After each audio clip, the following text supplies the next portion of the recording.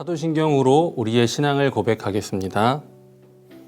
나는 전능하신 아버지 하나님, 천지의 창조주를 믿습니다.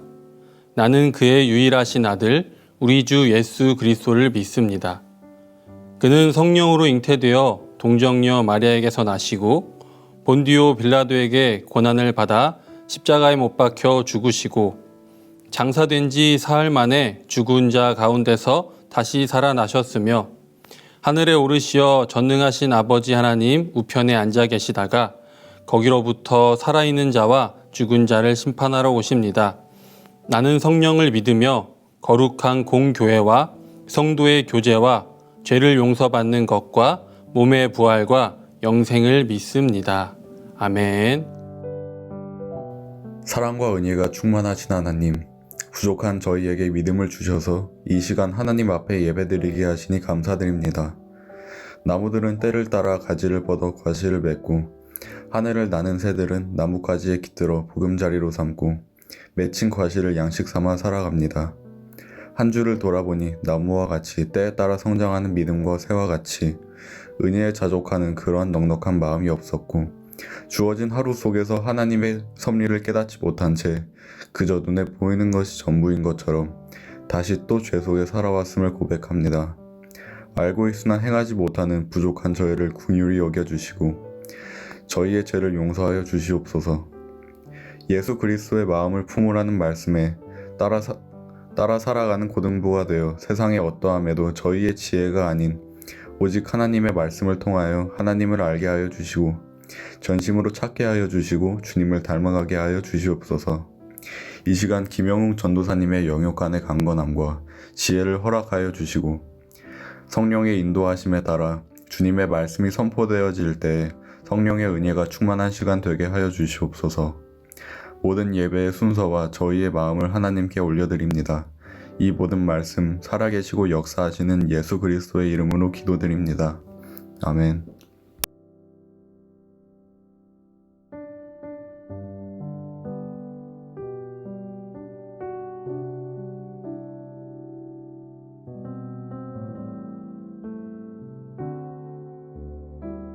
내가 율법이나 선지자를 폐하러 온 줄로 생각하지 말라.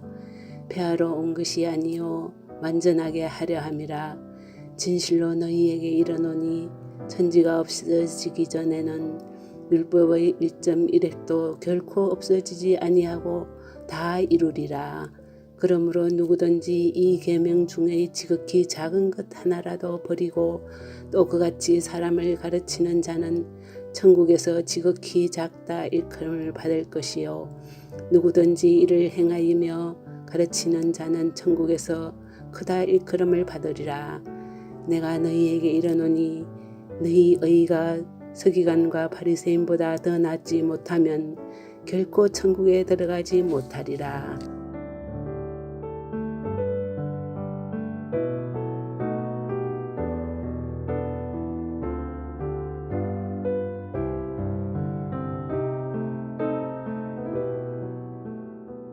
히하!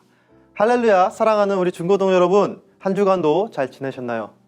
전도사님도 한 주간 잘 지냈습니다. 여러분, 지난주에 우리가 아주 큰 대한민국의 행사가 있었죠? 예, 국민들의 축제가 있었습니다. 뭐였죠? 그렇습니다. 대선이 있었죠. 우리나라를 이제 앞으로 5년간 이끌어갈 새로운 리더, 국민들의 봉사자를 뽑는, 그 대통령을 뽑는 귀한 행사가 있었습니다.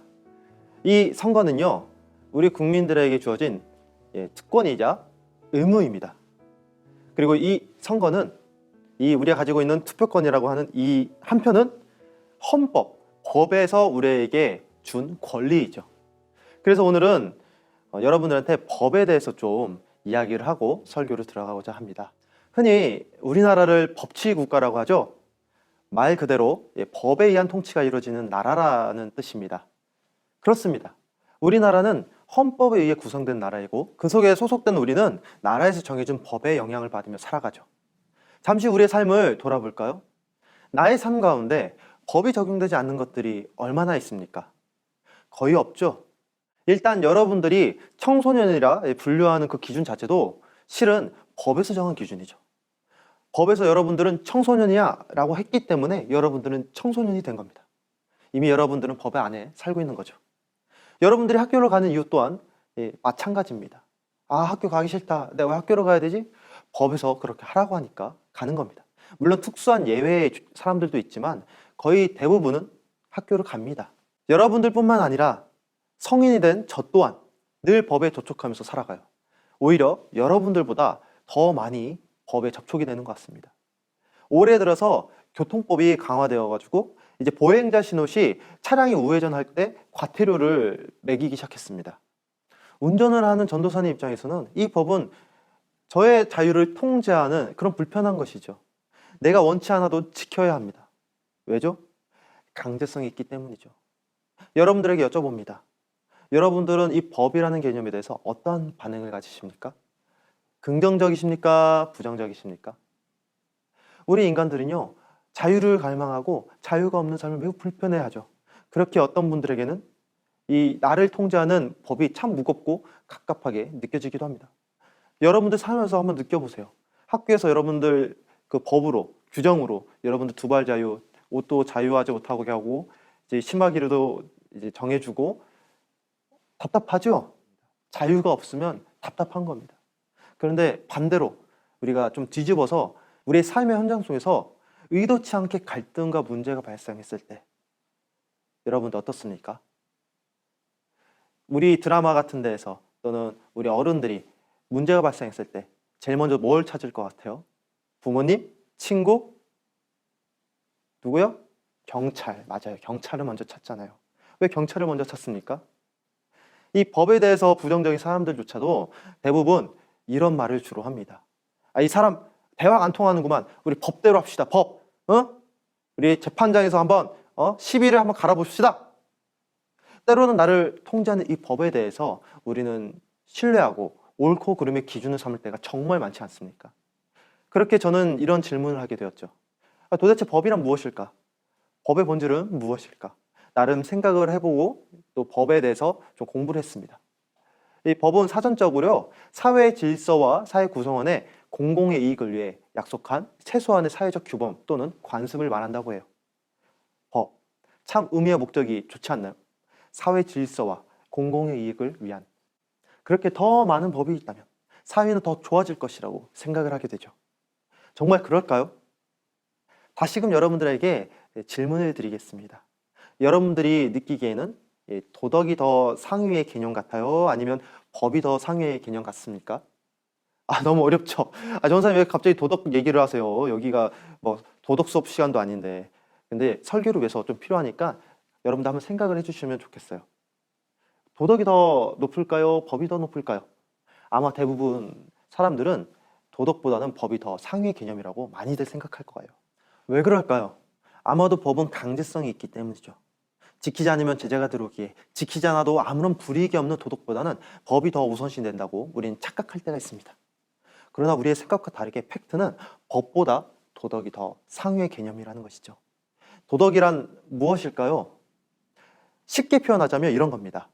어려움에 처한 사람들을 반드시 도와주는 것. 이게 도덕입니다.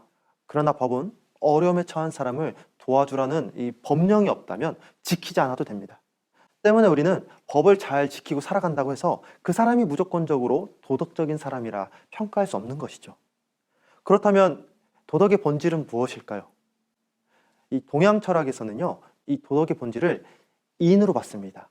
이 한문, 인. 이것의 뜻은요, 어질다라는 뜻이에요.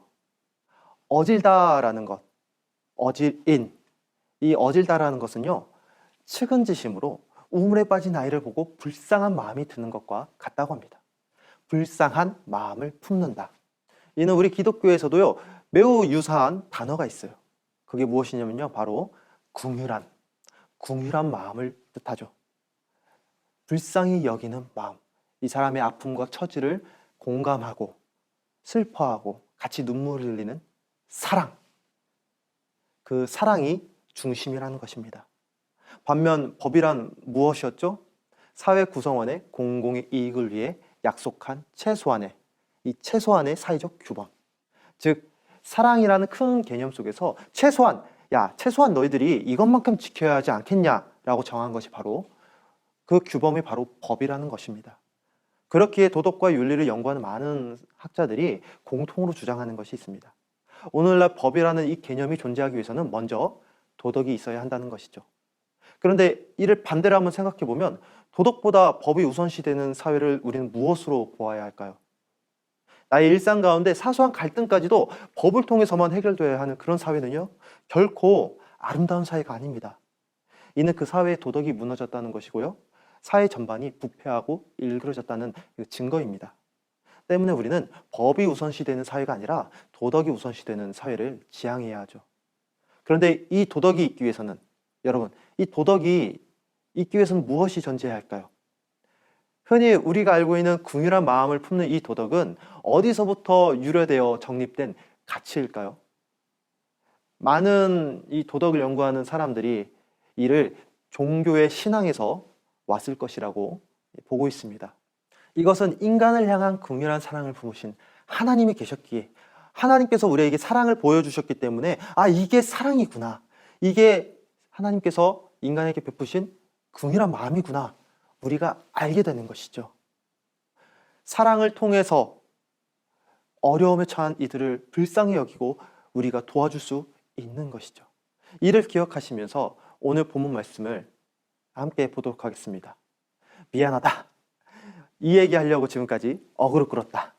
자, 이제 본문으로 한번 넘어가도록 하겠습니다. 본문에서 예수님이 제자들과 함께 무엇을 지금 이야기하고 있습니까? 우리 본문 17절 말씀 함께 읽겠습니다. 내가 율법이나 선지자로 폐하로운 줄로 생각하지 말라. 폐하로운 것이 아니요 완전하게 하려 함이라. 여러분, 혹시 느끼신 분 계시나요? 오늘 말씀은요, 문체만으로도 예수님께서 매우 격양된 뉘앙스로 이야기하고 있음을 느낄 수가 있습니다. 도대체 예수님이 왜 이토록 격양된 마음으로 성토하시며 강조하시는 것일까요? 그 원인이 도대체 무엇이죠? 다 같이 본문 20절을 읽겠습니다. 내가 너희에게 이르노니 너희 의가 서기관과 바리새인보다 더 낫지 못하면 결코 천국에 들어가지 못하리라. 바로 서기관과 바리새인이 그 원인입니다. 더 정확히는 그들이 내세우는 율법에 대한 자기 믿음을 비판하시는 것이죠. 얼마나 노하셨으면 그들처럼 행동하면 너희들이 결코 그들보다 낫지 않으면 구원을 이루지 못할 것이라고 강하게 비판하셔요. 예수님의 이런 반응을 이해하기 위해서는요, 17절에서 예수님이 강조하신 율법에 대해서 우리가 정확히 이해를 해야 합니다. 율법, 이것은 무엇일까요? 율법이란 하나님의 백성들이 지켜야 하는 법입니다. 이 율법의 기원을 찾아가면 출애굽 당시 여호와 하나님께서 이스라엘에게 내려준 10계명, 이스라엘 백성들이 지켜야 할 10가지 계명이죠. 그 계명에 명명을 두고 있죠. 이 10계명을 자세히 보면요, 1계명부터 4계명은 하나님과 인간들의 약속을 나타내고 5계명부터 10계명은 인간과 인간 간이 지켜야 하는 그 신의를 다루고 있는 내용입니다. 도대체 하나님은 왜 이 10계명을 이스라엘에게 주신 걸까요? 이 10계명 자체가 구원이다? 라고 말씀하시는 것일까요? 너희들이 이 10계명을 지키면서 살아가면 다 천국에 간다? 아닙니다. 아까도 말씀드렸다시피 법이란 사회 구성원의 공공의 이익을 위해 지켜야 하는 최소한의 규범이라고 했죠. 율법도 마찬가지입니다. 당시 광야에서 방황하던 이스라엘을 바라보시며 죄가 죄인지도 모른 채 죄에 빠져 살아가는 그들의 무지를 바라보며 하나님께서 긍휼한 마음을 품으셨죠. 그렇기에 최소한 너희가 이것만큼은 꼭 지키라고, 그런 의미로서 이스라엘에게 준 계명이 10계명입니다. 이스라엘이 무지로 인해 죄에 빠지지 않도록 하기 위해서 율법을 주신 거죠. 오히려 하나님의 구원은요, 율법 자체가 아닌 이스라엘을 바라보며 품으셨던 그 긍휼한 마음, 불쌍히 여긴 그 사랑, 그곳에 구원의 핵심이 있는 거죠. 하나님은 이것을 첫 계명을 통해서 분명히 우리들에게 알려주고 있습니다. 너는 나 외에 다른 신을 내게 두지 말라. 즉, 인간이 하나님의 그 긍휼한 사랑 안에 거해야만 한다는 의미죠. 이러한 하나님의 뜨거운 긍휼한 사랑을 경험한 자는 어떤 자입니까? 우리가 다 같이 시편 1편부터 1절에서 2절 말씀을 읽을 건데요, 그 복이 있는 사람이라는 그 앞에 있는 이야기를요, 우리 긍휼을 입은 자로 한번 바꿔서 읽어보도록 하겠습니다. 긍휼을 입은 자, 악인들의 꾀에 따르지 아니하며 죄인들의 길에 서지 아니하며 오만한 자들의 자리에 앉지 아니하고 오직 여호와의 율법을 즐거워하여 그 율법을 주야로 묵상하는도다. 바로 이것이죠. 하나님의 긍휼한 사랑을 품은 사람은 바로 복 있는 사람, 복 있는 사람을 뜻합니다. 하나님의 계명을 지킬 수밖에 없는 것이죠. 때문에 하나님께서는 이스라엘에게 십계명을 주신 겁니다. 인간들의 시선에서는, 또 세상의 관점에서는 고작 10가지밖에 안 되는 아주 작은 계명이지만 하나님의 긍휼함 속에 있는 그 은혜 속에 거하는 그리스도인들에게는 이 십계명만으로 충분했던 겁니다.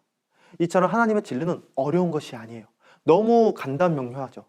그러나 모세 이후에 서기관들과 그 바리새인들, 그 율법을 따르는 사람들이 이 십계명을 어떻게 했습니까?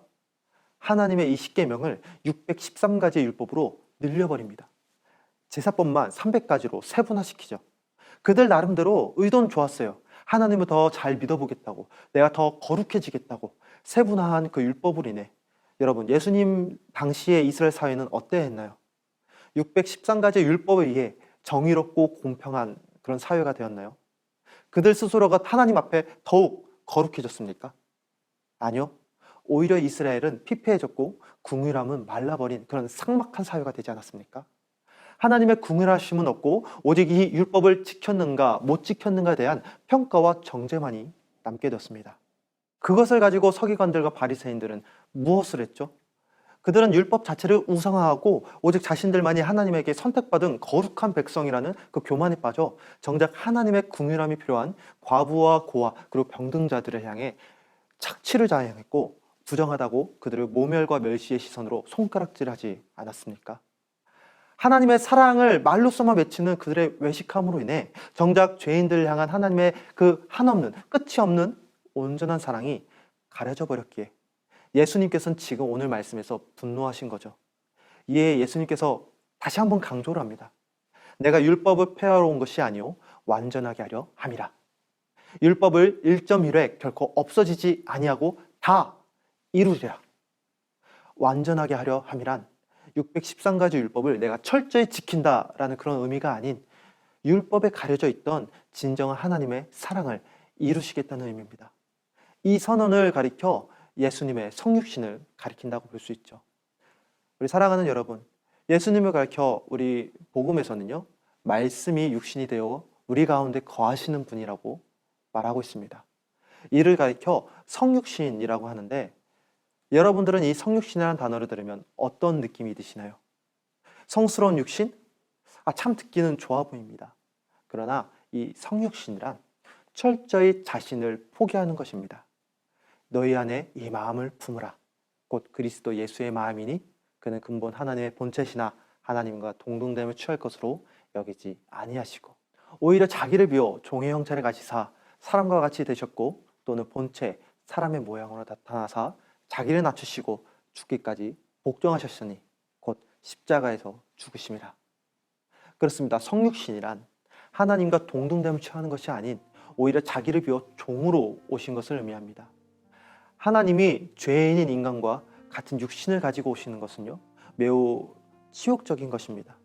그럼에도 불구하고 예수님은 우리 가운데 거하셨다고 합니다. 왜입니까? 죄인들을 향한 긍휼함 때문입니다. 그 사랑으로 인해 자기 스스로를 낮추고 죽기까지 복종하여 이 땅의 모든 죄를 감당하여 십자가를 받아들인 겁니다. 그렇습니다. 성육신이란 철저히 내가 죽는 것을 의미하죠. 예수님의 삶은 그야말로 성육신의 현장이었습니다, 여러분. 인간의 육신으로 당시 흔한 이름을 가진 마리아라는 연약한 소녀에게서 또한 짐승들이 지내는 그 축간에서 그 중에서 가장 멸시받는 나귀의 구유통에서 많고 많은 이들 중에서 가장 별 볼 일 없는 어부들과 로마의 빌부터 살아가던 죄인 중에 죄인인 그 세리들을 제자로 부르시고 모두가 멸시하고 외면하던 그 사마리아인과 병든 자들을 도우셨죠. 그분이 지나간 모든 자리에서 그분의 죽음과 함께 생명이 태동했습니다. 이를 몸소 실천함으로써 우리 주님께서는 613가지 율법에 가려졌던 하나님의 긍휼함을 단 2개의 계명으로 하여금 다시금 회복시키시죠. 다 같이 누가복음 10장 27절 말씀을 읽겠습니다. 내 마음과 목숨과 힘과 뜻을 다해 주 너희 하나님을 사랑하라. 내 이웃을 내 몸과 같이 사랑하라. 그렇습니다. 하나님의 궁유함을 경험한 자는, 그 안에 속한 자는 내 이웃을 사랑할 수밖에 없습니다. 또한 그래야만 하죠. 이로써 마침내 주님은 제자들에게 새로운 계명으로 하여금 오늘 본문에서 약속한 율법을 드디어 완성시키십니다. 요한복음 3장 34절에 35절 말씀 함께 읽겠습니다. 너희도 서로 사랑하라. 너희가 서로 사랑할 때 비로소 모든 이들이 너희가 나의 제자인 줄 알리라. 이 계명과 함께 주님은 십자가를 지셨습니다. 우리 사랑하는 복도의 교회 중고등부 여러분, 오늘 본문 19절에서 누구든지 일을 행하며 가르치는 자는 천국에서 크다 일컬음을 받는다고 우리 주님께서 약속하셨습니다. 우리가 받은 이 계명을 가지고 우리도 주님이 가신 그 길을 따라가셨으면 좋겠습니다. 그곳에 여러분 진정한 성공이 있고 진정한 구원이 있습니다. 우리가 함께 찬양을 부를 때, 또 주님의 성육신의 인생을 여러분들이 구할 때 내가 아버지에게 속한 자녀라는 그 사실을 기억하시며 그 삶을 살아내시길 간절히 간구하고 부탁드리겠습니다. 우리 함께 기도하겠습니다. 하나님 감사합니다. 오늘 우리에게 율법을 주신 그 궁일한 마음을 보았습니다. 이스라엘 백성들이 광야에서 죄가 죄인지도 모른 채 죄에 빠져 살아가는 그 모습을 보며 한탄하시고 안타까워하며 눈물 흘리신 아버지의 그 마음을 오늘 우리가 보았습니다. 아버지께서 주신 그 궁일한 마음 우리 품게 하여 주시옵소서. 우리도 세상을 바라보며 이웃을 바라보며 궁일한 마음을 품을 때 내가 하나님의 마음을 품은 자, 하나님의 궁일함에 속한 자임을 깨닫게 하여 주시옵소서. 이 땅에 많은 이들이 힘들어하고 눈물 흘리고 괴로워하고 있습니다.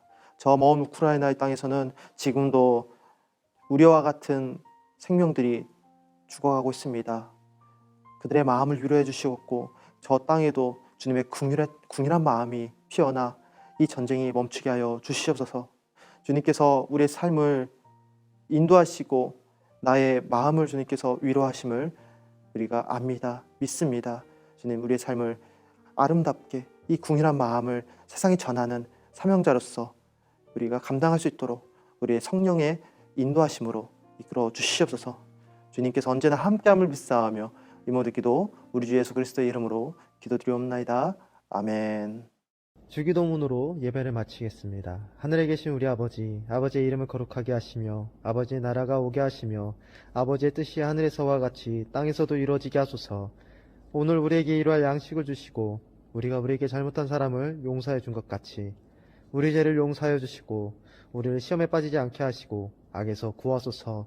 나라와 권능과 영광이 영원히 아버지의 것입니다. 아멘.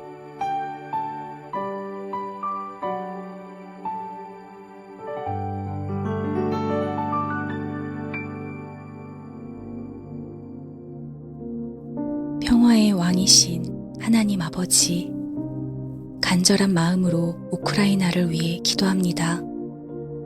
우크라이나 국민들의 외침과 부르짖음에 귀를 기울여 주소서. 잔혹한 폭력이 중단되게 하시고 외교적 협상으로 갈등이 종식되게 하소서. 전쟁으로 인해 목숨을 잃은 이들을 위해 기도합니다. 이 세상에서의 고통을 뒤로하고 주님의 품 안에서 영원한 평화와 안식을 누리게 하소서. 우크라이나 국민들의 눈물을 닦아주시고 그들의 하나님이 되어주셔서 하나님으로 인해 희망을 보게 하소서. 공포와 두려움 속에 떨고 있는 우크라이나의 어린이들을 위해 기도합니다. 어른들의 탐욕에 아이들이 희생되지 않도록 보살펴 주소서. 교만함과 오만으로 행해지는 폭력으로는 어떤 것도 얻을 수 없다는 교훈을 마음에 새기게 하시고 평화의 도구로 자라가게 하소서.